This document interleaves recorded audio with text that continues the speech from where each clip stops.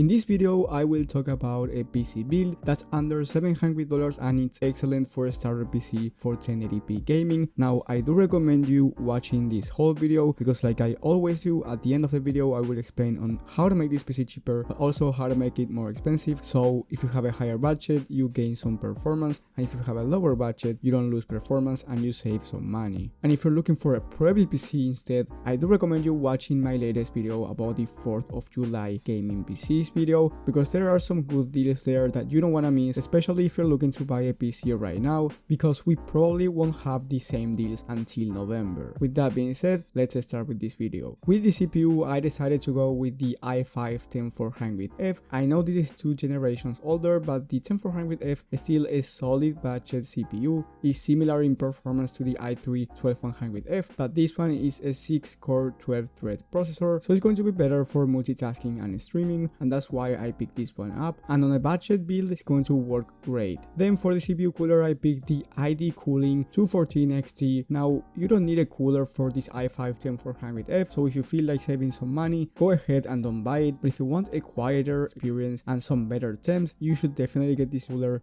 It's just $20 and it's going to perform great for this i5-10400F. Then with the motherboard I went with the Gigabyte B560M. This is a micro ATX motherboard. This whole build is micro ATX, meaning that it's going to be smaller, and the good thing is that you save more money by buying a micro ATX build. The price for this motherboard is $80 and it's a really good motherboard for gaming. Then for the memory kit I picked the Silicon Power 16 gigs of RAM, 2x8 of course, dual channel at 3200MHz CL16 memory. This is definitely the sweet spot for gaming. You don't need more, but definitely don't downgrade here. Don't go for 8 gigs if you want to save money, because you will be losing a lot of performance. Then for the storage I went with the Western Digital Blue CN570 500 gigs of M.2 SSD. This one is $50, so the price is pretty good and it's going to get the job done. Now 1TB is going to be much better, but I'll talk about it at the end of the video. Then for the graphics card and the most important component on a gaming desktop, I picked the MSI Radeon RX 6600. This one is just $275 and it's going to perform excellent at 1080p gaming. So for a starter PC, the i5-10400F RX 6600 combination is going to be great basically for every single game 1080p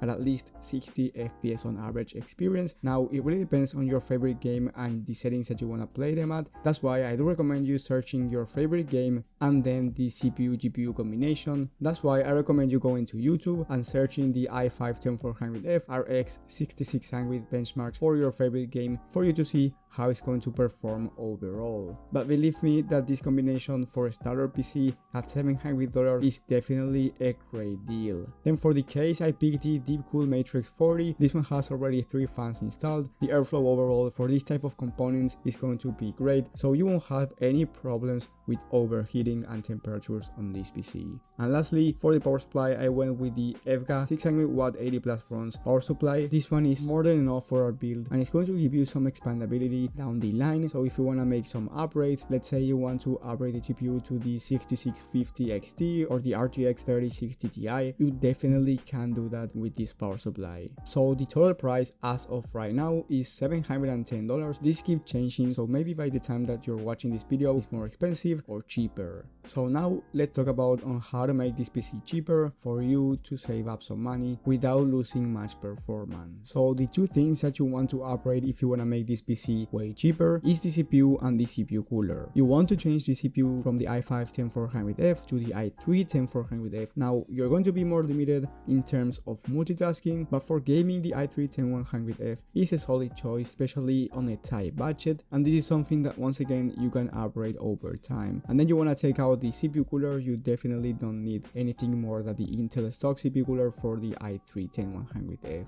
If you do this upgrade, the total price will be $644. Now, if you're into multitasking, streaming, and all of that stuff, I do not recommend you doing these upgrades. I do recommend you saving up some money until you get those $710. And the i5-10400F is way superior to the i3, so that's my recommendation. But if you're really on a tight budget and you cannot go over $650, then this is the downgrade that you want to make. And if you have even a lower budget, let me know in the comment section. I will help you out on what to downgrade. On the other hand, hand, if you have a higher budget and you want to upgrade this PC, I recommend you going with 1TB of Western Digital SSD. It's going to cost you around $50 extra. And then I recommend you upgrading the GPU to the RX 6650 XT. This is the newest RX on the market, and it's going to be better than the 6600 for 1080p gaming. Now remember that we are talking about a gaming PC build, and that's why I didn't go with Nvidia. Nvidia is going to be better for productivity work, multitasking. Gaming is going to be great as well at 1080p, let's say the RTX 3060, but the RX 6650 XT is going to have a better performance in gaming than the RTX 3060. Now this graphics card is still slightly worse than the 3060 Ti, so if you want to go for 1440p gaming instead, you can do it,